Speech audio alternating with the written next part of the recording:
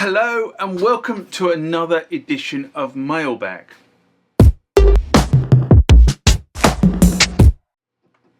What is Mailbag? Well, Mailbag is a feature of the channel where you guys leave lots of comments on the channel and I attempt to answer those comments, or if I can't answer those comments, I throw it out to you guys who have more knowledge on some of this stuff than I do.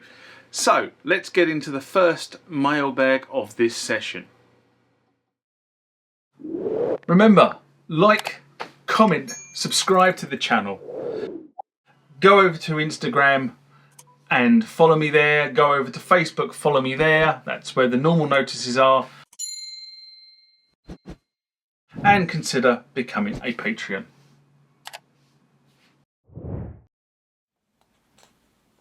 Next comment or question comes from user OU8 EU2 IH2I.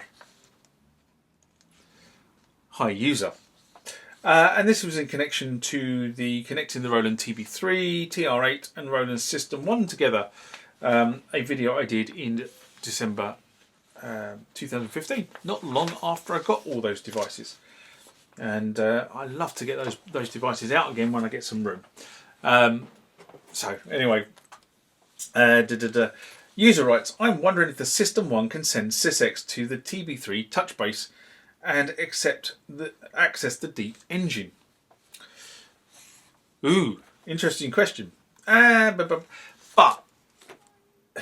the answer is yes, it can send. It sends both key and CC commands via MIDI. However, it's what you want to make the CC commands do on the target keyboard, and would you be able to map them? So yes, it can send commands through, but you know, it's like sort of, you know, reading Braille. If you're not trained to read it, you can feel the dots, but you have not a clue what those dots actually mean.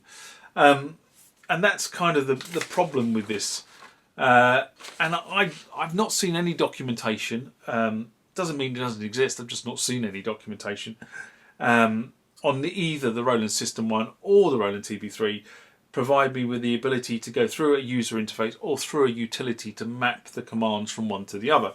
So, although I said right at the beginning of this, the answer is yes, I think in practical terms the answer is probably no, it can't be done.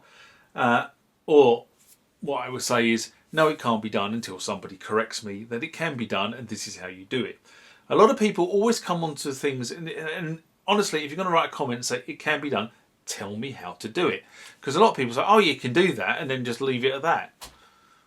Well, that's no good to man nor beast. The whole idea of this mailbag idea is when people ask questions, you guys who are the experts on some of this stuff better than I can come onto the channel and say, ah, yes, you can do this. And you do it by step 1, step 2, step 3, step 4, or here's a link to a website where somebody's done it before. Next comment or question comes from Poseidon SWE. And this is in response to how to back up and restore patches on the Roland System-1 video I did in September 2020.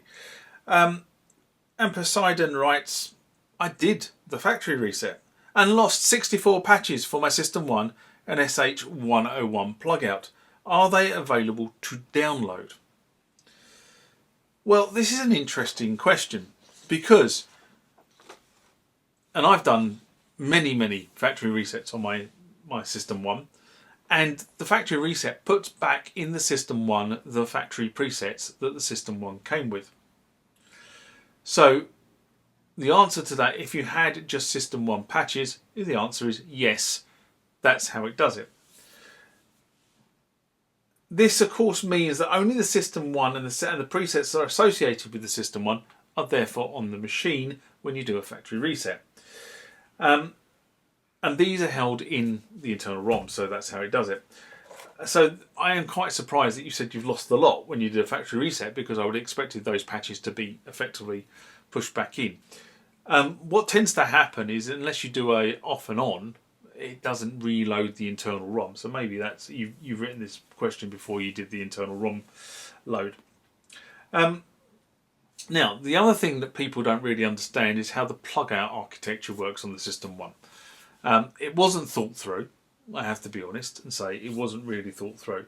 But the whole idea is that when you load a plug out onto the System 1 and then perform a factory reset, because it puts it back to factory and the plug out wasn't on the System 1 before when it came out of the factory, guess what? It wipes it out. And that's one of the things that people kind of misunderstand about the whole thing. My experience of the Roland RER equipment, especially the early stuff, the System 1, the TB3, the TR8, and some of the boutiques I might add that have come since, is that on a fairly infrequent basis, I say infrequent, depends on how much you're using them, they kind of every now and then throw a complete spanner. They stop doing something they were doing and you can't work out what you did. And I think it's just a gremlin in the software that is running these particular units, that something has set itself in a certain way, in a certain state, and it doesn't matter what you do in the user interface, it's kind of hard coded somewhere down the line. And the only way to get it to work again is to do a factory reset. And the problem with the factory reset is anything you had on there in terms of custom patches you've built, all that sort of stuff gets lost. So that was one of the reasons why the video was done, was to show you how to back up the tones before you do the factory reset. Because if you back them up to your computer, once you've done the factory reset, you can just load them back again. Job's a good one. Now, in terms of things like plug outs, if a plug out was not, if you need to reload a plug out, you're going to need a Roland Cloud subscription now, because that's how Roland delivers the plug outs to the device, is through this Roland Cloud subscription. So if you have an SH101, if you own the plug out in the Roland Cloud for the SH101, then it's a case of just opening the Roland Cloud, connecting your System 1 to your computer and loading up the VST and then dumping the SH101 plug out back down to your machine with all its, I'm assuming you mean its standard patches, with all the standard patches, and then you'll be able to use the SH101 on your System 1 again.